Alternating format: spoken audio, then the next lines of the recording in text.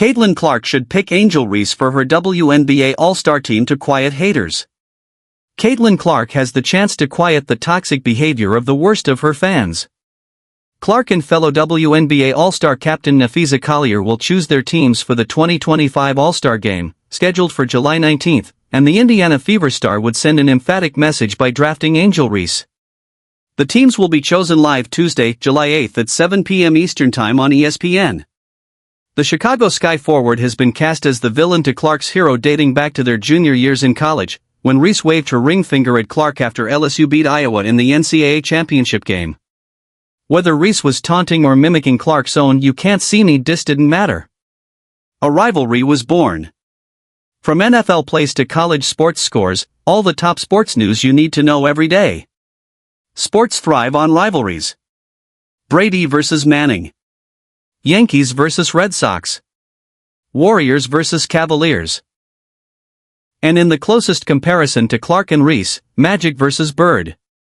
WNBA, as growth soars and CBA talks heat up, players call out pay scale. But there's an ugly undertone to Clark and Reese's rivalry that's an issue for everyone in the WNBA. There is a segment of Clark's fans, not all of her fans, not the majority of her fans, but too many, who have styled Clark as some kind of white, heteronormative savior and are using her as a vehicle for racism and homophobia. Again, not all her fans. But enough that it's doing real damage. Any player who delivers a hard foul on Clark can expect their social media accounts to be flooded with hateful messages. Reese has talked about being the subject of pornographic deep fakes, some of which were sent to her family members. And woe to anyone who says something mildly critical about Clark or her game. Or, God forbid, votes her the 9th best guard during a season in which she's missed half of Indiana's games and is not shooting particularly well.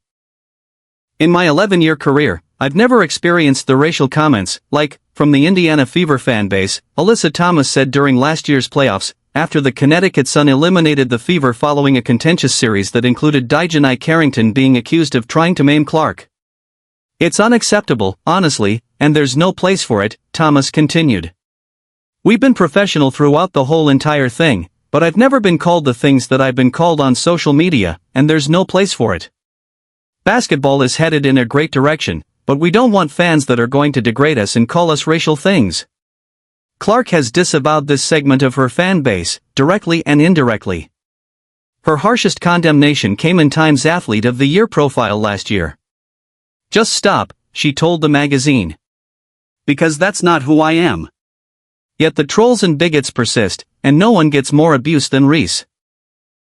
She was disparaged when the WNBA said it was investigating racist abuse during the Sky and Fever's first game in Indianapolis this season, and mocked when the league said it could not substantiate the comments. Fans coined the term mebounce to diminish her game, the suggestion being Reese is the WNBA's leading rebounder, 12.8 per game, only because she's grabbing her own misses.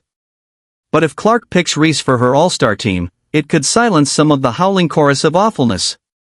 The folks saying Reese sucks or flooding her social accounts with vitriol might pipe down if they see she has Clark's endorsement. The folks who think they're supporting Clark with their nastiness might think twice when Clark herself gives a public seal of approval. There will some who will continue to be awful because they're just awful people. If your criticism of a player becomes personal or is thinly disguised racism and/or homophobia, you're a bad person. Sorry, not sorry. But Clark and Reese being on the same All-Star team, connecting on the court, laughing together and high-fiving one another, could show the still persuadable folks this animosity is the stuff of their own imaginations and it's time to move on. All-Star games are, by their very nature, silly. There's little, if anything, at stake, and players tend to treat it as a glorified exhibition. All of which is fine. But wouldn't it be nice if this All-Star game was the catalyst for defanging the WNBA's worst fans and making the league, once again, a place to simply enjoy basketball? No matter who Clark picks, she's going to have a good team for the All-Star game. By drafting Reese, she could have a team that's good for the entire game and everyone in it.